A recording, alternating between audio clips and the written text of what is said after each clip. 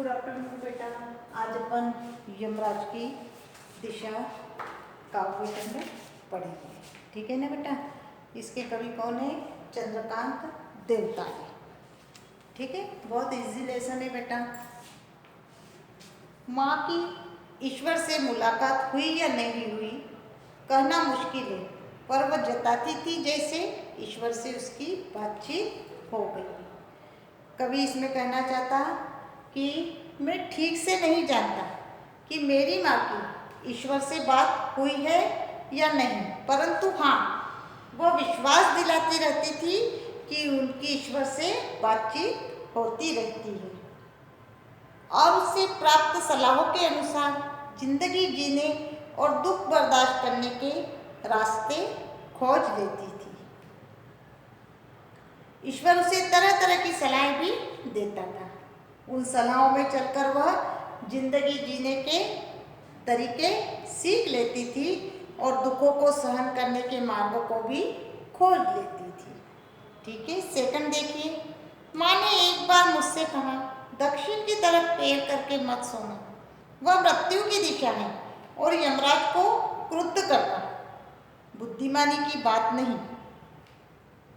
बचपन में कभी उनकी माँ के बताए हुए मार्ग पर चलते थे और माँ हमेशा कहती थी कि दक्षिण दिशा में पैर करके मत सोना। ऐसा माना जाता है कि दक्षिण दिशा में यमराज का वास होता है और यमराज को क्रुद्ध करना बुद्धिमानी की बात नहीं। यमराज मृत्यु का देवता है। यमराज को क्रोधित करने का अर्थ है मौत को दावत देना।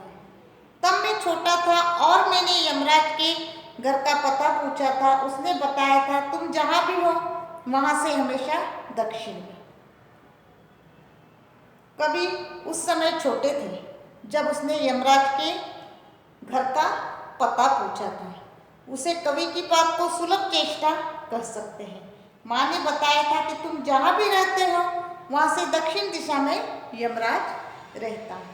बिल्कुल सादी सिंपल कविता है। माँ की समझाइश के बाद दक्षिण दिशा में पैर करके मैं कभी नहीं सोया और इससे इतना फायदा जरूर हुआ कि दक्षिण दिशा को पहचानने में मुझे कभी मुश्किल का सामना नहीं करना पड़ा। कभी आगे कहता है कि माँ ने जो मुझे सलाह दी थी कि दक्षिण की ओर पैर करके नहीं सोना, इसके बाद कवि को दक्षिण दिशा पहचानने में फिर कोई मुश्किल ही नहीं हुई, क्योंकि माँ की सीख हमेशा याद रखी। मैं दक्षिण में दूर दूर तक गया और मुझे हमेशा माँ याद आई। दक्षिण को लांघ लेना संभव नहीं था। होता छोर तक पहुंच पाना तो यमराज का घर देख लेता। कवि दक्षिण दिशा से दूर दूर तक गया और माँ की कही बातें हमेशा याद रही। कवि का मानना है कि दक्षिण दिशा को पार करना संभव नहीं था, क्योंकि दक्षिण दिशा का कोई अंत ही नहीं। यदि इस दिशा का अंत होता तो कवि यमराज का घर देख लेता, उसे यमराज का पता मिल पाता है, ठीक है बेटा। बिल्कुल सादी सिंपल कविता है। लास्ट पेरा है, देख ही लो। पर आज जिधर भी पैर करके सोऊं वहीं दक्षिण दिशा हो जाती है।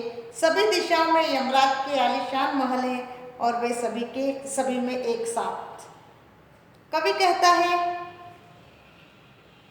सभ्यता के खतरनाक विकास की ओर इशारा करते हुए कहता है कि आज जीवन विरोधी ताकतें एक दिशा तक सिमट कर नहीं रह गई है।